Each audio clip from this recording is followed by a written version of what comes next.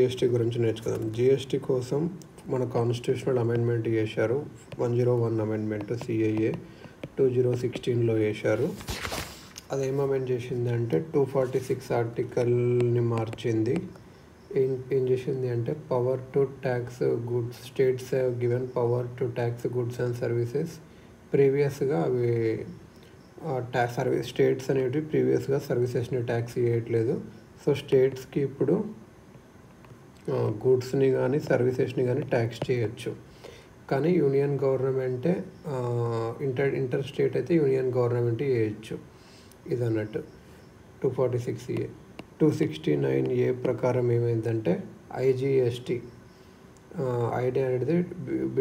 IGST ఉంటుంది కదా, IGST అనేది యూనియన్ స్టేట్స్ డివైడ్ చేసుకుంటవి జిఎస్టీ కౌన్సిల్ యొక్క ఫార్ములాతోన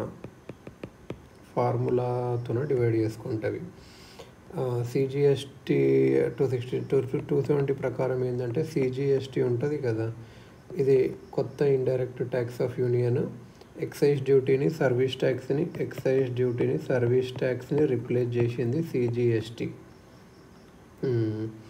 ఇది యూనియన్ స్టేట్ పంచుకుంటాయి కానీ ఫైనాన్స్ కమిషన్ ఎఫ్సి ఫార్ములా 279 ప్రకారం ఏంటంటే ప్రెసిడెంట్ ఆఫ్ ఇండియా ఒక constitutional body GST council setup చేయాలి. హెడ్ ఎవరు ఉంటారంటే ఫైనాన్స్ మినిస్టర్ ఉంటారు.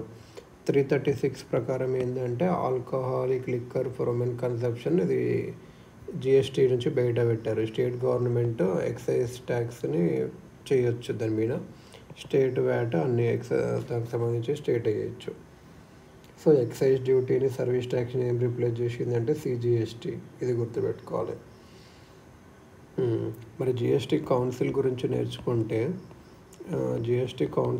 నేర్చుకుంటే ఏంటంటే యూనియన్ సైడ్ ఎవరు ఉంటారంటే ఫైనాన్స్ మినిస్టర్ చైర్మన్గా, ఇంకా union ministry of state for finance are revenue వాళ్ళు ఎంఓఎస్ మినిస్టర్ కూడా ఉంటాడు. మరి స్టేట్ సైడ్ ఎవరు ఉంటారు అంటే స్టేట్ గవర్నమెంట్ ఒక మినిస్టర్ని నామినేట్ చేయొచ్చు. ఫైనాన్స్ మినిస్టర్ అన్నా, డిప్యూటీ సీఎం అన్నా ఎవరన్నా కానీ ఒకరు అందులో వైస్ చైర్మన్గా ఎలక్ట్ అవుతారు. ఒకరు అందులో. If all members don't know anonymously agree, it will be put for voting.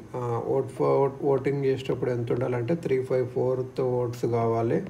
ఇంకా కౌన్సిల్ మీటింగ్ కోరం 50% ఉండాలి. మినిమం కోరం 50% ఉండాలి టోటల్ మెంబర్షిప్లో. సో 3/4 ఓట్స్తో ఏదైనా పాస్ చేస్తారు అన్నట్టు బిల్స్ కాదు, ఏదైనా రిజల్యూషన్ లాంటివి ఏమైనా. జిఎస్టీ కౌన్సిల్ వర్క్ ఏంటి అంటే indirect taxes, cess, surcharge of union and states ఏవైతే జిఎస్టీ కింద వస్తాయో అవన్నీ చెప్తుంది అన్నట్టు.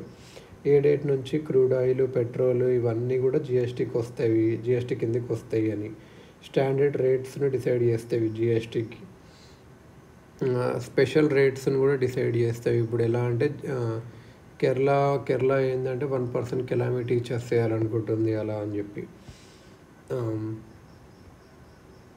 ఇంకా అలా కొన్ని ఏమైనా స్పెషల్ రేట్స్ ఉంటే అవి కూడా చేస్తుంది. Integrated GST system during inter state commerce అప్పుడు ఇంటిగ్రేటెడ్ ఐజిఎస్టీ అంటే ఇంటిగ్రేటెడ్ జిఎస్టీ అంటే IGST. Related to GST registration ఎలా చేసుకోవాలి బిజినెస్ మ్యాన్, దాని నామ్స్ అన్నీ ఇదే చెప్తుంది కౌన్సిల్. ఒకవేళ గుడ్ సెల్లింగ్ బిజినెస్ మ్యాన్కి టర్న్ ఓవర్ ఇంతకన్నా ఎక్కువ ఉందనుకో, తను జిఎస్టీ అని ఆన్లైన్ పోర్టల్లో రిజిస్టర్ అవ్వాలి. ఈ must collect GST from consumers and deposit it there. Originally the ex was 20 lakhs for ordinary states, 20 lakhs for special category states. అలా కొంచెం లిమిట్ ఉంటుంది తెలంగాణ. 2019లో జిఎస్టీ కౌన్సిల్ ఈ లిమిట్ని పెంచింది అన్నట్టు. సో ఇలా బిజినెస్ మ్యాన్స్కి ఏదైనా కొన్ని టెక్నికల్ రిలాక్సేషన్ అవన్నీ చేస్తూ ఉంటుంది. Interest of special category states ఇదే ప్రొటెక్ట్ చేస్తుంది జిఎస్టీ కౌన్సిల్. సో ఇలా కంపెన్సేషన్ కూడా ఏదైనా రెవెన్యూ లాస్ అయిందనుకో వ్యాట్ నుంచి జిఎస్టీకి రావడం వల్ల అది కూడా కంపెన్సేషన్ చేస్తుంది. డిస్ప్యూట్ సెటిల్మెంట్ కూడా ఇదే చేస్తుంది అన్నట్టు. కాన్స్టిట్యూషనల్ అమెండ్మెంట్ వల్ల జిఎస్టీ కౌన్సిల్ సెటప్ అయ్యింది. GST councils meeting laws passed by Parliament and Vidhan Sabha to implement GST related mechanisms. So parliament ఏమేమి పాస్ చేసింది అంటే CGST act, central goods and service act, integrated goods and service act, union territory goods and service act, finance act 2020. ఇది ఏం amend చేసింది అంటే union territory జిఎస్టీని amend చేసింది, ఎందుకంటే వేరే యూనియన్ టెరిటరీస్ లడాక్ అప్పుడు కొత్తగా వాడైంది కదా, అవన్నీ యాడ్ చేసింది. ఇంకొకటి GST compensation to states amendment act, compensation to states amendment act చేసింది అన్నట్టు. పార్లమెంట్ ఒరిజినల్గా 2017లో పాస్ చేసింది, లేటర్ 2018లో అమెండ్మెంట్ చేసింది కౌన్సిల్ రికమెండేషన్ ప్రకారం. స్టేట్ లెజిస్లేచర్స్ కూడా పాస్ చేసినాయి ఎస్జిఎస్టీ స్టేట్ లెజిస్లేచర్.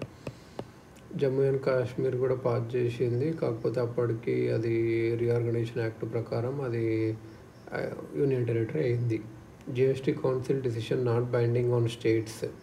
సుప్రీంకోర్టు ఏం అబ్జర్వ్ చేసిందంటే GST council decision is not binding on states, not binding on states, very important ఇది.